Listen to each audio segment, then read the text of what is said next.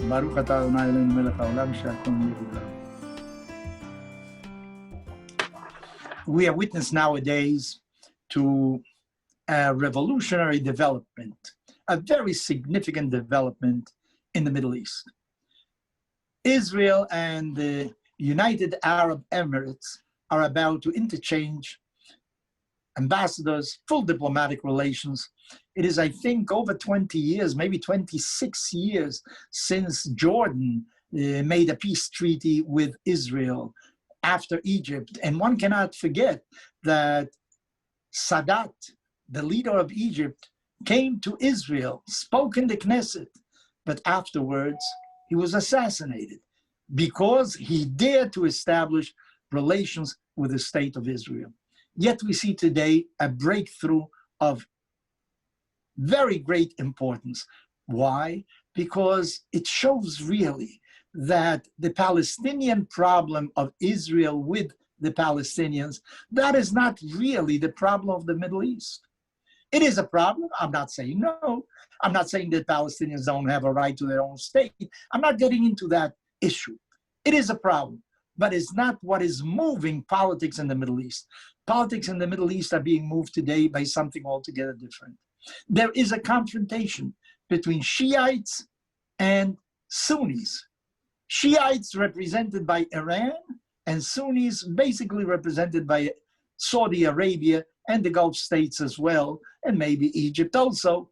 There's a confrontation between two sectors of Muslim religion, but it translates itself into a confrontation between two different groups of states, Iran with Syria on the one hand, and as I say, Saudi Arabia, the Emirates, on the other hand. What is this confrontation about? Well, hegemony. Each one wants to be the ruler over the entire Middle East.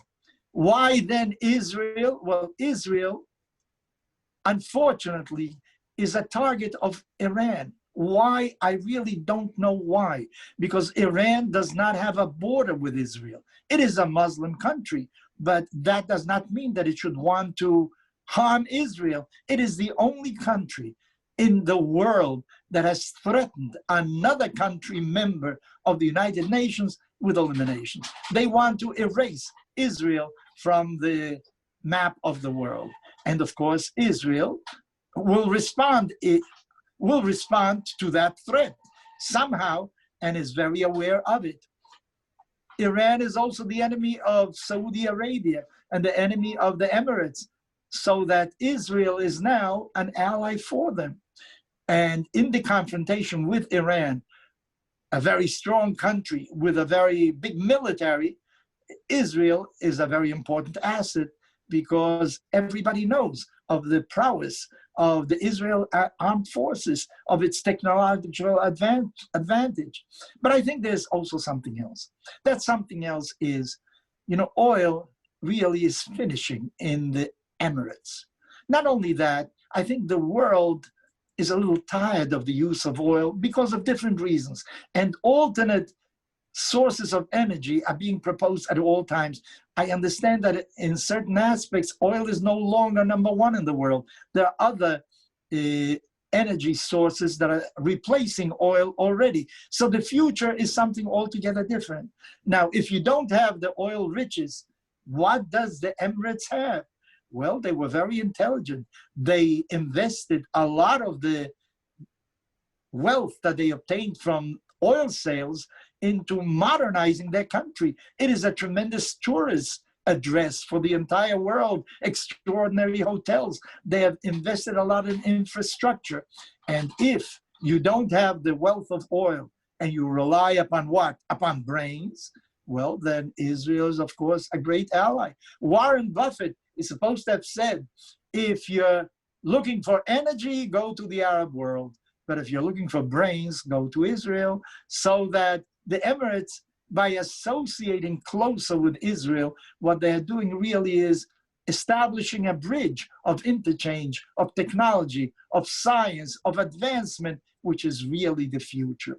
But what is most important from a geopolitical point of view is that the Palestinian Israeli confrontation is not really the center of the problem of the Middle East. It was being used many a time by governments to justify why their own governments were not providing the services they really should because of an external enemy. Usually tyrannies, dictatorships use an external enemy in order to unite the people.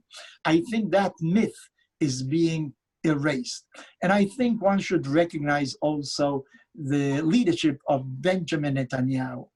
From a political point of view, he's supposed to have said that in the meantime, he's not going to annex certain sections of Judea and Samaria of the West Bank to the state of Israel formally. In fact, they are, but formally he's not going to do it as a prize to give to the United Emirates in order to conclude this interchange. I think he is acting like a statesman, like a true statesman. Maybe politically it'll do him harm because some on the right and the political right in Israel, it won't like that at all. They'll feel betrayed. But on the other hand, history will certainly admire him because he is initiating a new stage in the history of a young state, of being eventually accepted by its neighbors in the Middle East. And I think that will initiate again a new era of prosperity, not only for Israel, but for everybody else. I remember the late president of Israel, Shimon Peres, who always thought that Israel can be the locomotive, can be the force that will bring about greater change, progress in the entire Middle East. Of course, if hate is what is the basic principle that guides you, that cannot happen. But if we are able to somehow put hate aside and look forward to the future and stop driving by looking always at the rear view mirror at the past, but looking toward the future, I think that there is a greater future, a better future, not only for Israel, but for the entire Middle East.